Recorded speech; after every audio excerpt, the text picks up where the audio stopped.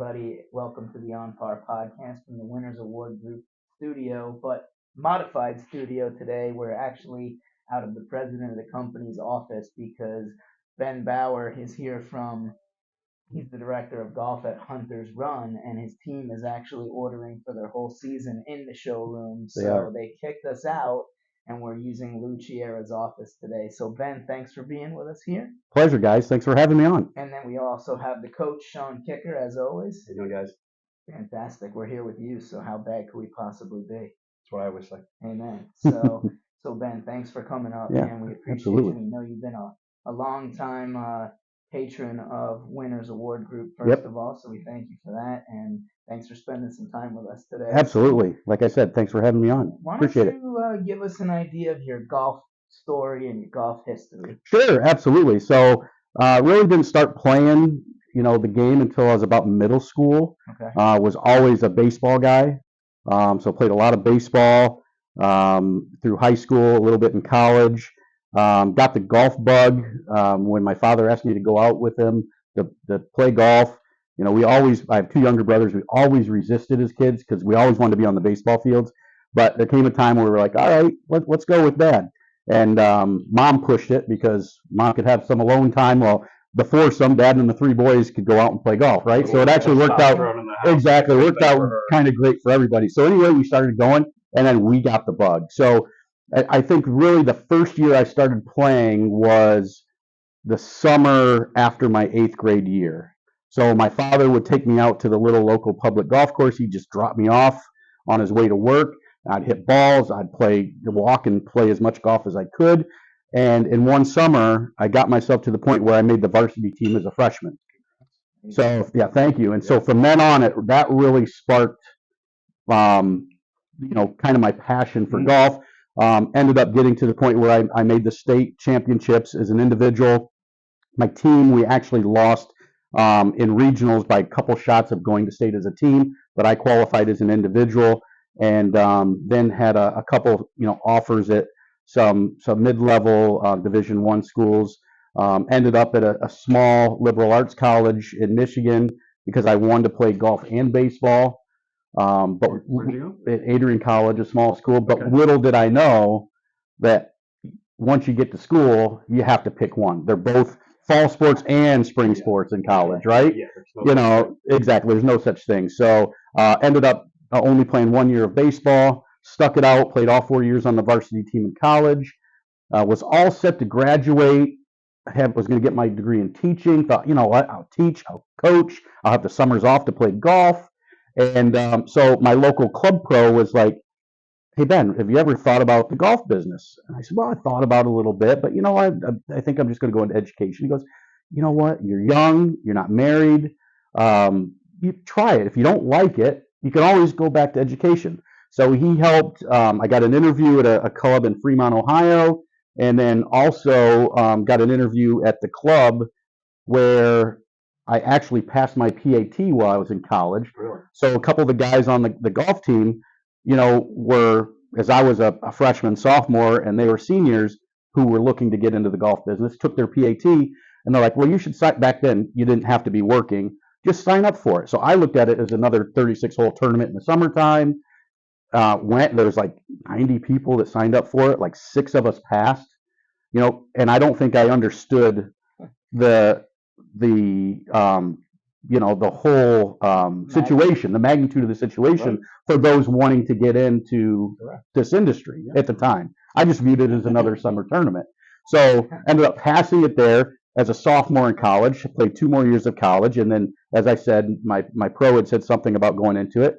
And I passed that at Tecumseh Country Club in Tecumseh, Michigan. And sure enough, that's where I took my first job as an assistant pro out of college at that same facility. Yeah. And all these years later, Absolutely. you never changed like me. Like I got in when I was 19 years old, and this is the only industry that I've ever worked in. Same. And for me, it was 100 miles per hour. While it was a small club, worked for a great guy, and his name was Bruce Frid. His wife ran the shop for him. And what I didn't understand is, somebody very young out of college, my first job, I'm a couple years into it. the club was a small club. So, you know, you had your golf pro, you had a clubhouse manager, and you had the super. That was it. That was the management team. And so he moved over to clubhouse manager and took his wife over there to help him and kind of left the whole golf thing to me. And I'm saying to myself, I get kind of halfway through that season and I'm working, 7 to 7 every day. On Mondays, I'm trying to take members because up there in your chapter events, they're all pro-ams. So I'm trying to take members. Meanwhile, my wife is a school teacher. She's off in the summertime. When you coming home? And so I'm having this conversation with my father. And I'm like, yeah, he's working me to death. I'm not getting any more money. Well, little did I know, he was testing me. He had gone to the board of directors and said, hey, I'm looking to retire. I think you should give Ben a shot. And I had no idea, but that was my shot. You know what I mean? It's funny. I had this exact same thing. Right? Isn't that crazy? At a club up north. Yeah. Yep. And so that fall, I walk in. He tells me that he's looking to retire. I have a meeting with the board of directors. I'm not even a Class A yet.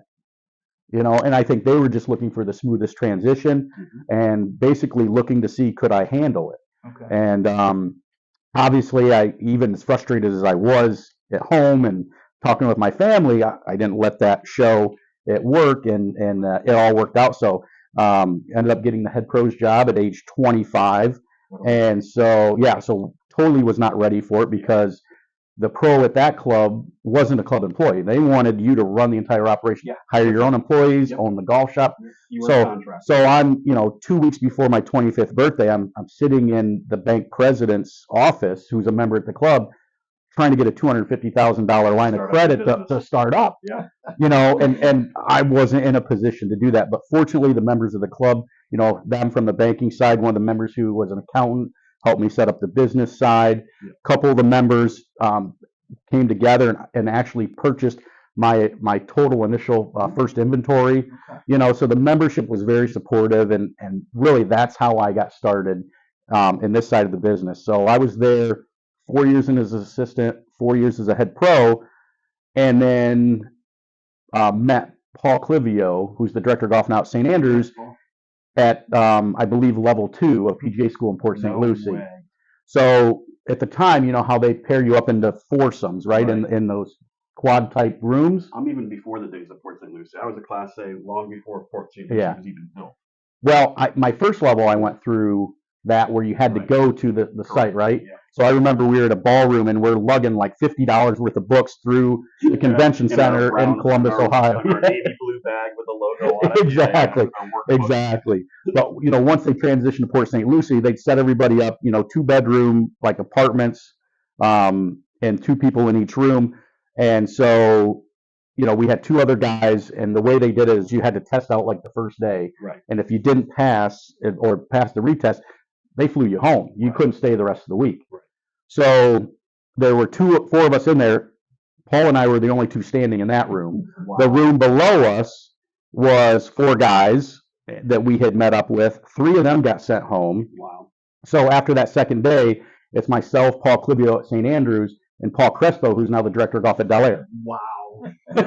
Wow. And we're still all really good friends today. We hang out with our wives. Amazing. And it's just an amazing story of how we met at PGA school, and now we're still friends after all these years. That makes perfect sense when you look at the careers that you've had, the successful careers that you and Paul have all had, the facilities that you guys have worked at. And you were probably with Crespo at, well, when he was next to you at Bauer Isles, he was up in that. Correct, right? Exactly. But yeah.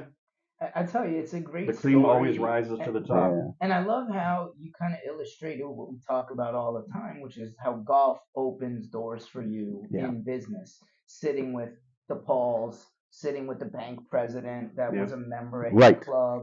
You meet a upper affluent CEO, director level type of clientele, and then those relationships get built, and who knows where it takes you. Absolutely, exactly. So, you didn't even know that, and you did a perfect job of steering right into the kid. So that's awesome. Yeah, I mean, it worked out. Like I said, I think it was we met each other in August, I believe, of 2005 at that PGA school. Paul Clivio was flying up for a V1 training, and their headquarters were in Livonia, Michigan, so only about 45 minutes from where I lived and worked. And so he called me and said, hey, I'm coming up for this training. meet me for dinner tonight. We met for dinner, and he goes, hey, by the way, we might have a job opening, this next spring. Have you ever thought about moving to Florida? I'm like, no. I mean, I've only been the head pro at this club a couple years. Right. My wife and I just built our first home.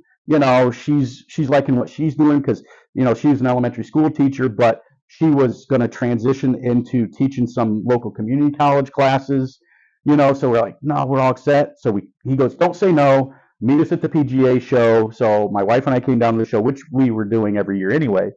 Come to the show. We met up with he and Glenn Hall, who was the director of golf. Paul was the head pro under him at the time at St. Andrews. And Glenn had some Michigan roots. He was at Norwood Country Club in Michigan, was a really good player in the Michigan section in his younger days. And so we met up with him for dinner.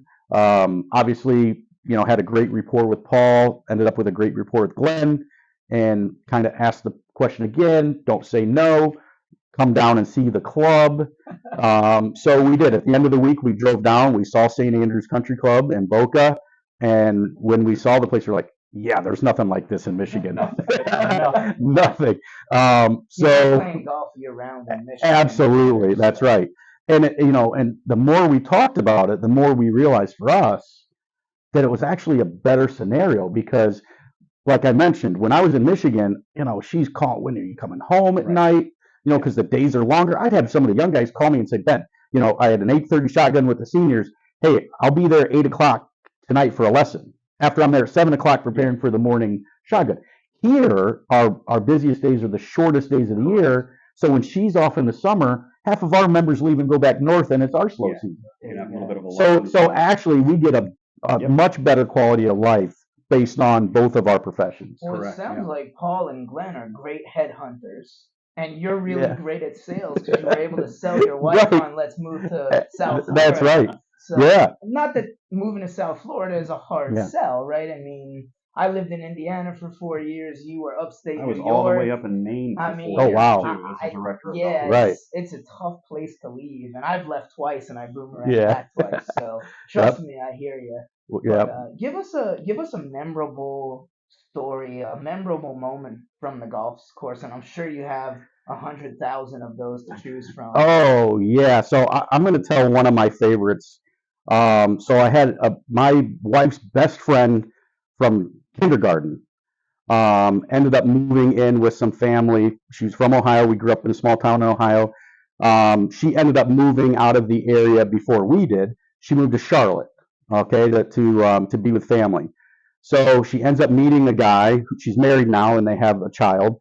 But at the time she was dating him, he was assistant pro at a club in northern Charlotte, and around kind of Davidson area. And so we decided to go visit them. So we go up, we visit them, and it's a Tuesday. And I remember that only because the clubs are closed on Monday, right? But that Monday happened to be Del Curry's celebrity outing at the course. So Andy's like, hey, which is his name, said, hey, you know what? Let's play on Tuesday. I've got the Del Curry outing on Monday. Club's going to be closed on Tuesday. We can just zip around. Mm-hmm. So we start playing and stuff, and it's just the two of us. We get to like hole number 5 or 6, and apparently they just opened up the bag room. So if members wanted to come out and play, they could get them a cart and they could play, but not many were out there. And said, hey, MJ's here and is looking for a game. And I look at him like, MJ? He goes, yeah, MJ. His brother lives on the 9th green, so when he's in town, he comes out here and plays a lot.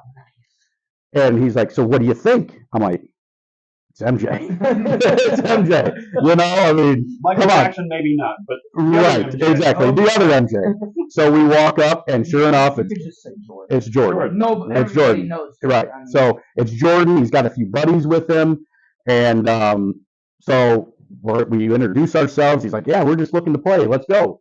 So we head to the first tee. I want to say there was probably, Mike likes to have his entourage, and so I think we had like 6 players and 5 carts because I'm riding with Andy to start with. I think we probably ended up with 9 people and 8 carts, by the time the day was finished. But so we get to the first tee, and of course they want to bet on everything, and so everybody's kind of making their side bets, and the side bets don't stop. right, throughout the round like with how him. long is that cloud going to stay in that Absolutely. position? That's how much they Yeah, invest right. on stuff. And so we get through the, like, I don't know, maybe a third, maybe we were on like the sixth hole. And they say to Andy, hey, is the restaurant or the bar open? Can we get some beer on the golf course?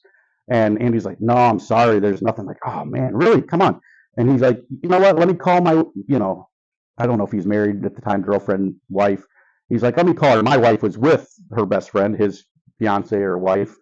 And so we called them up. They end up running beer to us on the golf course, right, while we're playing with those guys.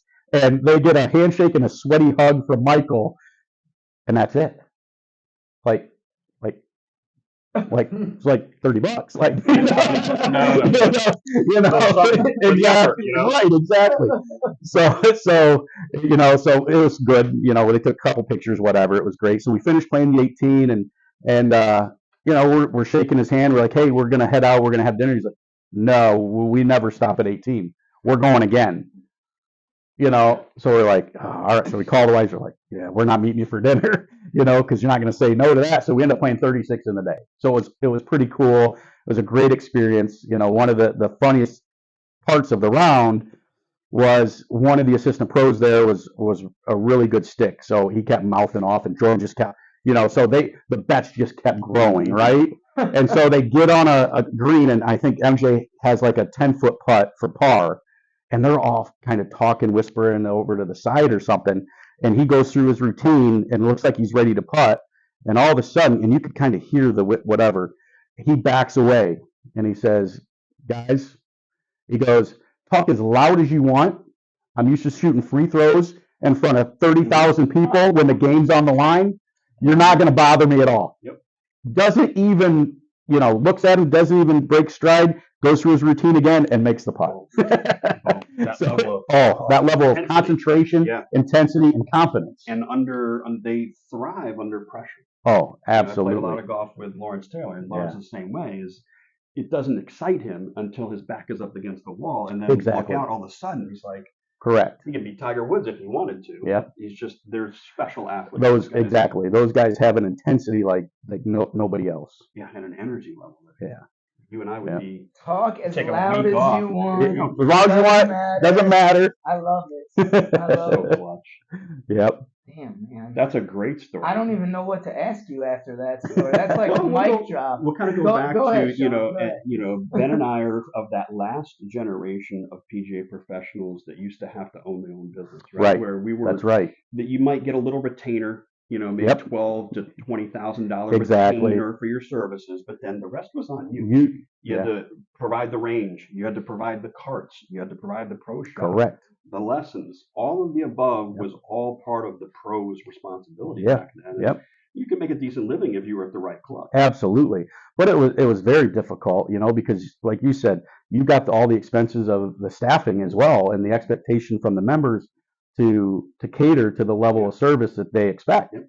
And so, it's kind of a fine line there between making a good living and taking care of the members, because if you don't take care of the members, you're not going to be employed there. And right? the other jealousy factor is they only look at the top line number, right? They look at the gross number of what the pro is making. Correct. And sometimes that far exceeds the people that are members of the club. And right. That's right. How can that be? Yeah. So, it was a different era. Absolutely, it was. There's probably still a few of those places, but very few. Now it's much more corporatized because you have these big management companies that are let's say writing the checks, right? Yeah, you do. Or like our facility, the facility I'm at now at Hunter's Run, and the other facilities where all that's built into the budget. You're using the member dollars, so in turn you're providing the members with better pricing, right? They've already paid for a portion of it in their dues, and so now you give them that better pricing so that they stay there and they really reinvest in their own facility as opposed to going to the big box store or ordering online.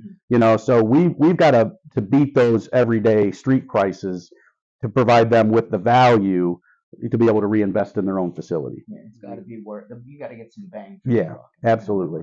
So talk a little bit about the difference between where you were, small 18-hole private facility, and going to St. Andrews, and then going to Ibis, and now going to Hunter. Each facility gets bigger. Absolutely, like I guess yes. you're going to take over Pinecrest or Right. one of these days. So yeah, so I mean, we were doing about 15,000 rounds a year at the club I was at in Michigan. We'd always open March 15th. Really never closed for golf. You know, some of the guys who had their own private carts would play throughout the winter. So it's funny, I kind of joke, you know, the two things I sold the most in the fall up there were cart covers and those Coleman cart heaters, Yeah, right? Yeah. So that those guys, the diehards, could play whenever there wasn't frost. But then transitioning to St. Andrews and Boca, you know, very high-end 36-hole facility. At the time, we were only doing 33,000 rounds a year. Oh, that's nothing. Open 365 days a year. Wow, so it was very seasonal. So very seasonal. And then making the move from there to Ibis, where in my last year there, 2 years ago, we did 120,000 rounds on 54 holes. Can't believe how busy that And was. almost $2 million in sales out of the golf shop. Now, were you there? Well, how long have you been well, you were there when they did the renovation to the clubhouse. Correct. Yeah, Yeah. modernized. Exactly. I came in. They just started a $45 million renovation to build a sports complex, double the size of the clubhouse. So they basically went from like one and a half restaurants to 4 restaurants on property, and then had to turn around like 3 or 4 years later, put another $15 million into the clubhouse to expand it, because once we build it, we saw the utilization just skyrocket more than we could have ever imagined. Even going from, like I said, 1.5 restaurants to 4, and just busting at the seams with office space. The pub, as they called it, their sports bar, you know, that held like 80 people, was like an hour wait to get in every night. It's a huge community. Huge community. And so way out west. Way out west, and you're kind of on the island, right? Yep. About 20 minutes away from PGA Boulevard, but for the most part, you're there, you know. So reinvested in the facilities again, and that's pretty much where they're at. Did a course renovation, a range renovation when I was there, and that's what got me excited about the transition to Hunter's Run, because I really feel like there's a lot of similarities and parallels, where Hunter's Run is kind of where Ibis was maybe a year or two before I got there, right? So we're on the cusp now. We're just finishing up a range renovation. We closed March 18th for one course renovation. We're working on a lifestyle center for the membership right now, and hopefully within the next couple of weeks, start interviewing architects to do our championship course next summer. Right. So a lot of great things going on.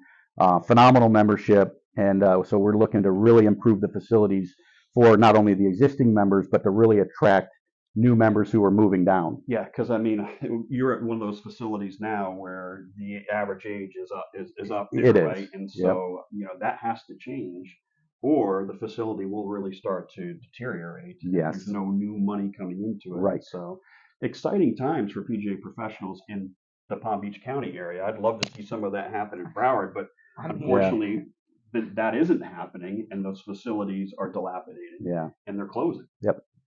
But you know. Yeah, I mean, and we got 1,000 people moving to the state a A day, day. and a lot of it is in Palm Beach County. Right? Yes. I mean, I drove down to Fort Lauderdale this morning, and I was going like 3 miles an hour. I mean, there's no space left. That's right. But Palm Beach, there is. It's not Broward County. So, you know, how has that helped your membership with all this influx of New York, California, Arizona, Nevada, Texas? I mean, people from other states have been moving here in droves since 2020, to the tune of a net of, I think, 1,000 or 1,100 a day. Yep. So tell us about how that's affected you. Absolutely. So I'm currently the president of the Southeast chapter. Mm-hmm. So I come into contact with a lot of the professionals that are in our chapter, and our chapter runs from Boca up to Vero. And a lot of the conversations I'm having with, you know, the guys and gals in these positions at these clubs are that it's great having this influx of new members. These new members, they want more, they're willing to spend more, but you kind of have this disconnect between the long-term member, right, who came in when the initiation fee was a lot less, when the dues were a lot less, were happy with the facilities. Maybe some of them aren't using the facilities as much as they used to, so it becomes a hard sell to them. Why should we improve it when I'm happy with, number one, I'm either happy with the way it is, or I'm probably not going to be here that much longer, and I'm not going to live to see it anyway, right? So why am I going to pay for it? So it's a delicate balance right now between exactly all this influx of new members, especially from 2020 on after COVID. After we reopened from COVID and having this influx of members coming down. So it's a good problem to have. Right. It really is. I'm not complaining, but it is. So you've got to navigate it properly and really try to continue to provide better level of service for the existing membership while making sure that you do plan accordingly for the future as well. And how big at your facility is more of the outside of golf activities, like the pickleball, like the the other amenities, and things like that? So we're just putting together here at Hunter's Run some membership surveys. Okay. When I was at IBIS, we surveyed the membership, half the membership, based on age demographic, gender demographic, membership demographic, right? Which level of membership they had. So we did 2 of those a year. And in all the surveys from there, in the 8 years I was there, golf ranked 13th most important. Wow. Yeah. Okay. Right? Yeah. Because there's so many things, when you look at that entire lifestyle, that they feel is more important, whether it's obviously food is number one because not everybody plays golf, but everybody eats. Right? Security, landscaping, all these things came in higher as a priority than golf, and which it's kind of hard to understand at first because nobody's moving to these communities without the golf courses, right? So you would think having 3 golf courses has to be the number one priority, and it isn't. Okay. So again, you have to manage the expectations of the membership too, based on their feedback. And they pay a premium to be in the golf community. They do. That's right. Why golf courses were built in the first place. It's Hunter's Run Country Club, right? Yeah. That's right. It's a country club. Correct. And obviously 3 golf courses. Yeah. So what do you, if you had to look into your crystal ball and say, what are these member surveys at Hunter's Run going to say? Is golf still going to be way down there at 13, or is it going to be higher? I think it's going to be higher. I think it is more of a priority at Hunter's Run. I still think there's some other things there that the membership as a whole would hold in higher regard, but I do think it's going to be a little bit higher there. Is business networking on the list somewhere as a priority, or not really? It's just something that comes ancillary. That comes ancillary, yeah, absolutely. But yeah, I mean, as much as golf is growing, pickleball is growing exponentially to the point where we've added more pickleball courts. We've just resurfaced all of our pickleball courts, so that's definitely a priority right now. Probably just about any facility, whether it's a municipal city-owned, whether it's a public facility, private. It just seems like that sport is growing faster than any other sport out there right now. It has to help your tightrope act because you've got a kid who's 10 playing with his dad, his grandpa, and maybe his great-grandpa in the same pickleball game and the same pickleball court. Yep. So you talk about trying to it's impossible to make all of the people happy all of the time, but it seems like pickleball bridges that gap. It really does. And, we have so many of our members because, we have an older demographic, and we see a lot of them transitioning from, used to play at a high level in tennis, maybe can't move like they used to. And so we see a lot of them transitioning to pickleball because there's not as much movement. I will tell you, it's funny because the ball doesn't bounce like a tennis ball. When a lot of these clubs first introduced it, there were more injuries than you would think associated with pickleball, right? A lot of them. So, but that was, the fitness director and the training staff adjusting accordingly to offer different services for the membership to make sure that, they're stretched properly and they're working towards, certain goals in their physical health to prevent injury. I'm not even a little bit surprised that you said the S word, which is stretch, because every professional, whether they're a golf professional, any type of athlete at all, someone who's playing pickleball, John Moscoso was on. He talked about the importance of stretching. Tom Wildenhouse talked about stretching. Right. Sean and I talk about how we need to The be professional stretching athlete more. spends hours Hours. warming up before a sporting event. Right. Hours. Mm-hmm. And then hours warming down, cooling down. Right, exactly. So, all right, well, give us another memorable moment, because I don't know if you can top MJ, but we want you to try. Oh, there's, with this industry, and I've been very fortunate. There's so many great stories, so many great interactions. Um, I mean, Another famous person or something. yeah, I mean, we were very fortunate at IBIS. I worked very closely with our director of instruction, Martin Hall there, who had his show on the Golf Channel for over 12 years. And we did a lot of filming of his shows, School of Golf, at IBIS. We took members every year as part of our charity event up to see Martin, go to the studios, watch filming of a show, take him to play golf, have dinner with Martin and whoever the co-host was at the time. And had a lot of influential people in our industry come out to the club. We did a lot of commercials with, Rory was out quite a bit, and just a lot of the tour players, would visit, even though we're a little further west and out of the way. We're an ideal spot for filming. Yes. So I think one of the best stories that I have is we were renovating our Legend golf course at IBIS in 2017. So we're renovating the golf course, and so Jack designed it originally. So we're going to have Jack redesign it, right? It's his signature course. He lives local, and it was fantastic because he was out there about every 2 weeks checking on the progress. So I'm in the cart with my general manager, Steve Logadice, who hired me at IBIS. Jack was in a cart with Chad Getz, who was the lead designer for that golf course, and Matt Basemore, our superintendent. So we're driving around, and Jack's getting out of the cart, and he's talking about certain holes, and he's telling Chad, like on number 12, yeah, let's elevate this green a little bit more. I want fall offs on both sides because it's such a short, almost drivable hole for the members. So they're going to hit the ball up close. Let's make that second shot more difficult. So we go around and we get to number 17, which is a par 5. And we're out there. So we drive up and we get to the approach. So you're hitting your third shot into the green. Well, the green prior was a 3-tiered green right beside the water. Okay. And so Jack says, Chad, I'm not kind of liking what we have on the plans. Let's turn this green a little bit away from the water, and see what we can come up with the design and make it more of a 2-tiered, not a 3-tiered, or a little more gentle slope. And he goes, I forget what the next line was. So I said to Jack, I said, well, we at first, when you mentioned that you were going to move it away from the water, we were a little skeptical. He says to me, he goes, Ben, and my GM, Steve, every time I see Steve, he doesn't let me live this down. He goes, Ben, how could you be skeptical when you don't know shit?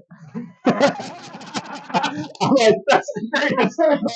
Okay, and so you just stand there and take it because Jack Nicklaus. Right? I mean, right. Awesome. So, yes, sir, Mr. Nicholas. Absolutely. From then on, yes, sir, Mr. Nicholas. But it was great. We had so much fun, and we still have so many laughs over that story every time I'm back with some of the people at IBIS, or I talked to, like I said, Steve will never let me live that down. I'm going to get you a T-shirt that says that for Christmas. Absolutely. We can make them one right here in the shop. That's right. We got and I gotta say, the moral of the story, kids, is if you want to hang out with legends like Michael Jordan and Jack Nicklaus, you better know shit. You don't question anything they say. No, play golf. Yeah, that's right. Right? That's true. You're not meeting those guys. Absolutely. Without the game of golf. Right. That's right. But no, that is the that's it. So, yeah. Listen, man, it's been an absolute pleasure. Yeah, thank you guys. It's been great. You are 100% welcome back anytime. I appreciate that. And for those of you who are listening to the podcast today, we've got a couple of great charity events coming up. Go to onparpodcast.com or follow the coach Sean Kicker on Facebook and Instagram and check those out. And we'll see you next week on the On Par podcast for another episode. Guys, thank you. Thank you. Appreciate it. you, Ben. Yeah. That was brilliant.